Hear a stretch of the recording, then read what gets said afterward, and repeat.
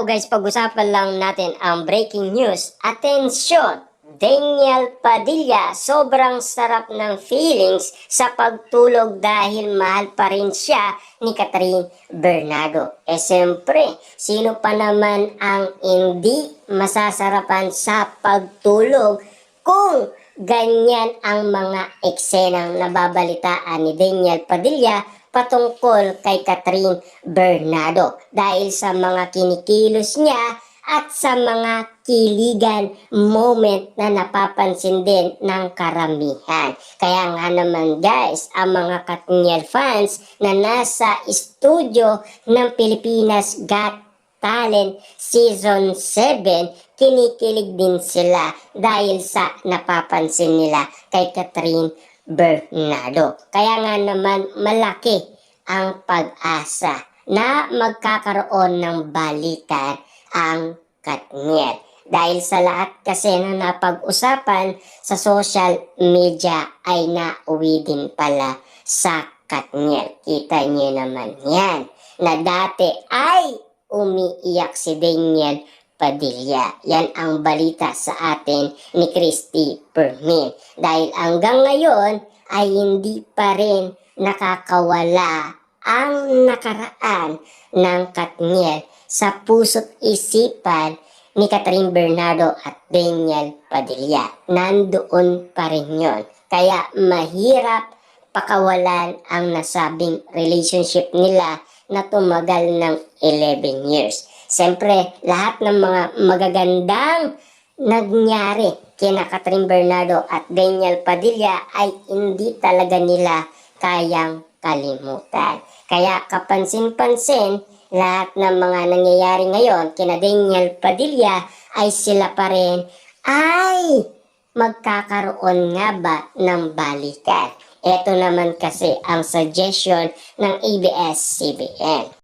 Ayon sa bali-balita nila, walang label or wala pa daw meaning at hindi pa nila matukoy kung ano nga ba talaga ang relationship ni Daniel Padilla at Catherine Bernardo. Papaano nga naman kasi nabalitaan natin yan noon sa Christmas special na nakapag-usap at nagkita sila at meron pang bit-bit na bulaklak si Daniel Padilla. At lalong-lalo na meron pang karagdagan noon na bali-balita umano kina Daniel Padilla at Catherine Bernardo. Kaya nga naman napakalupit ng mga balita ngayon patungkol kina Daniel Padilla at Catherine Bernardo. Hanggang ngayon kasi masisilayan pa rin sa kanila na hindi pa rin nila kayang pakawalan ang isa't isa.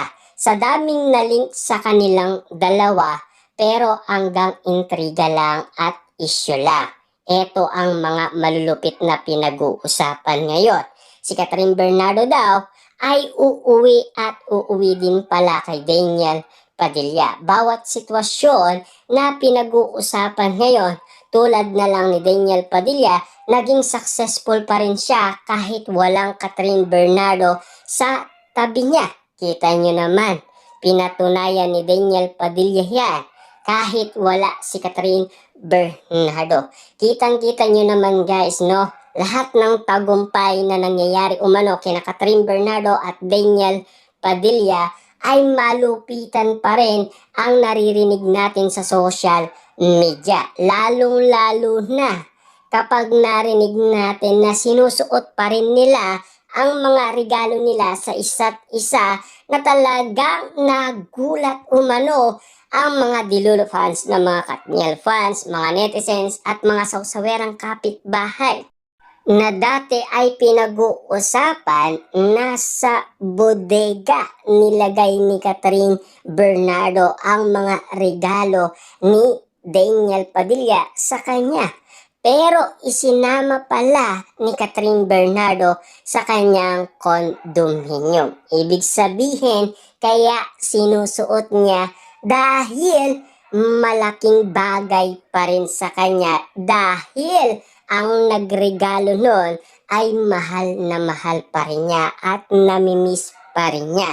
Papaano nga naman kasi pinaglalaban niya ni Catherine Bernardo sa pamilyang Bernardo. Noong kaarawan ni Mami Min Bernardo ay nagsalita si Catherine Bernardo kay Mami Min Bernardo na gusto niyang balikan si Daniel Padilla at hindi nagkasundo sina Catherine Bernardo at ang pamilyang Bernardo kaya nauwi sa pagiging independent si Catherine Bernardo dahil matanda na rin siya ayon kay Sian Gasa.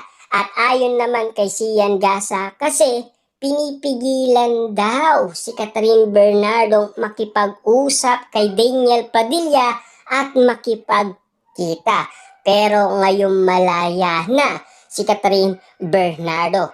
Kahit hindi na siya magpaalam umano kay Mami Min Bernardo, Daddy Teddy Bernardo, kayang-kaya niya nang harapin umano mag-isa ang lahat ng mga nangyayari sa kanila ni Daniel Padilla. Lalong-lalo na ang pinag-uusapan ngayon nasa BGC si Catherine Bernardo. Doon siya nakakuha ng condominium. Ibig sabihin, ayon sa mga Katniel fans, nilalapit pa rin ni Catherine Bernardo ang puso niya kay Daniel Padilla. Simula nga naman kasing nagpakitang gilas si Daniel Padilla na muling suyuin si Catherine Bernardo.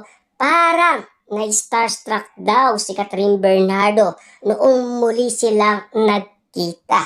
Parang may gustong sabihin ang mga mata ni Catherine Bernardo kaya nga naman sila nagkaayos muli at nagkaroon ng communication sa isa't isa. Ibig sabihin lang nito, mahal pa rin nila ang isa't isa at ayaw pa rin nilang bitawan ang isa't isa. Kaya nga naman, sa ganitong sitwasyon na pinag-uusapan kina Daniel Padilla at Catherine Bernardo, mas kinikilig umano lahat ng tao kahit na ang ABS-CBN.